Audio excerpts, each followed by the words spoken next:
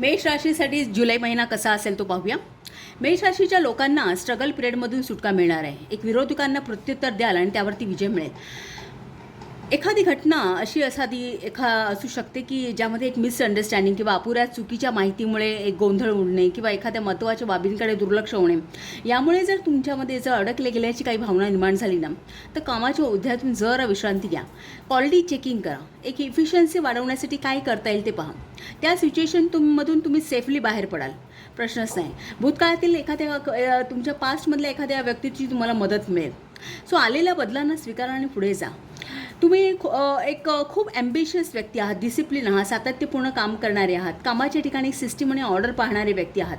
तुम्ही खूप heavy responsibilities घेता आणि त्यामुळे काय होतं, व्यक्तिमत्वामध्ये थोडासा कडकपणा, हार्शपणा येण्याचे चान्सेस असतात. सो या पुढच्या काळामध्ये एक सोबतच्या व्यक्तींशी किंवा सहकाऱ्यांशी एक मिळतं जुळतं धोरण ठेवा.